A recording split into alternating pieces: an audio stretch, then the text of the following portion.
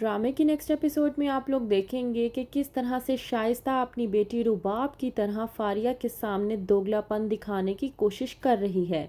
کہتی ہے کہ آخر کار جب نئی نئی بیٹی بیائی جاتی ہے تو بیٹی کو اگلے گھر جا کر ایڈجسٹ ہونے میں تھوڑا ٹائم لگتا ہے۔ اس بات پر فاریہ شائستہ سے کہتی ہے کہ تم فکر کیوں کر رہی ہو شائستہ، آخر کار رباب کو میں اپنی بیٹی مانتی ہوں اور میں اس کو اپنی بیٹی کی طرح ہی رکھتی ہوں۔ اس بات پر شائستہ کہتی ہے فریحہ سے کہ لیکن علینا کو بھی تو اس بات کو سمجھنا چاہیے۔ علینا کا نام سن کر فریحہ تھوڑی سی پریشان ہو جاتی ہے اور پوچھتی ہے شائستہ سے کہ آخر کار علینا نے ایسا کیا کر دیا۔ وہیں پر شائستہ فریحہ سے کہتی ہے کہ آپ کی بیٹی علینا صبا کو سکندر کے ساتھ ملانے کی کوششوں میں لگی ہوئی ہے، جو کہ یہ بات رباب کو بالکل بھی پسند نہیں آ رہی۔ اب میں علینا سے کچھ کہوں گی تو ظاہر سی بات ہے کہ میں بری بنوں گی، تو بہتر یہ ہے کہ اگر اس معاملے میں آپ اپنی بیٹی سے خود بات کریں تو وہ زیادہ بہتر اور مناسب ہوگا۔ شائستہ ایک ماں کو اس کی بیٹی کے خلاف کر کے اسی کے خلاف سازش رچنے کی کوشش کر رہی ہے۔ وہیں پر دوسری طرف فریحہ جو کہ رباب اور اپنے بیٹے سکندر کے درمیان رشتے کو مضبوط بنانے کی کوشش کر رہی ہے، کہتی ہے فریحہ اپنے بیٹے سکندر سے کہ تم رباب کا خیال رکھا کرو، وہ ایک سینسیٹیو سی لڑکی ہے۔ اس بات پر سکندر اپنی ماں کو جواب دیتے ہوئے کہتا ہے کہ امی میں ہر لحاظ سے کوشش کرتا تو ہوں اس کا خیال رکھنے کی، اب اور مزید میں کیا کر سکتا ہوں۔ ابھی یہ بات ہو ہی رہی ہوتی ہے کہ وہیں سے آ جاتی ہے رباب۔ رباب نے جانا ہوتا ہے سکندر کے ساتھ کہیں پر، لیکن سادہ سی حالت میں دیکھ کر فریحہ رباب سے پوچھ اٹھتی ہے کہ تمہاری جیولری آخر کار کہاں پر ہے؟ تمہارے پاس تو ڈھیروں جیولری ہے لیکن تم نے کچھ بھی پہنا نہیں ہوا۔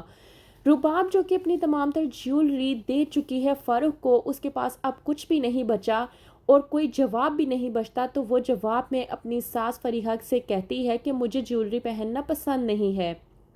جب جیولری چپتی ہے تو وہ مجھے پھر اچھی نہیں لگتی، اس لیے میں نے تمام تر جیولری لاکر میں رکھوا دی ہے تاکہ وہ ایک جگہ پر سیف رہے۔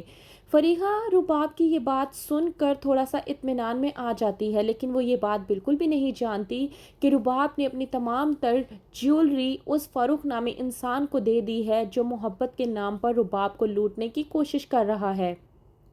چلی جاتی ہے رباب سکندر کے ساتھ۔ وہیں پر دوسری طرف شائستہ جس نے علینا کا جینا حرام کیا ہوا ہے، وہیں پر راحیل بھی سمجھنے کی کوشش کر رہا ہے کہ اس کی ماں اس کی بیوی کے ساتھ صحیح رویہ اختیار نہیں کیے ہوئے اور رباب کی وجہ سے یہ تمام تر پریشانیاں درپیش آ رہی ہیں۔ کہتا ہے راحیل کہ میں سمجھ نہیں پا رہا کہ رباب خود تو اپنی زندگی سکون سے گزار نہیں رہی اور ہماری زندگی کو بھی اس نے اجیرن بنا کے رکھا ہوا ہے۔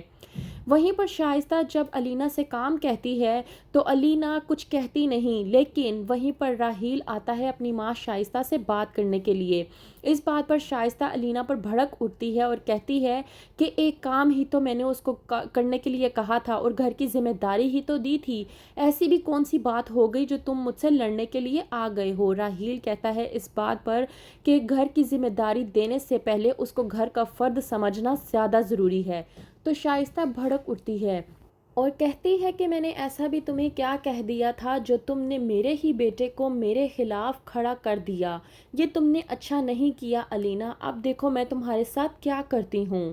تو کیا کرے گی شائستہ، اب کس طرح سے علینا کی زندگی میں اور مشکلاتوں کو درپیش کرے گی اور راحیل اپنی بیوی کو سنبھال پائے گا، کیا دے گا اپنی بیوی کا ساتھ، کیا ہوگا آگے؟ مزید جاننے کے لیے دیکھتے رہیے ڈرامہ سیریل چال۔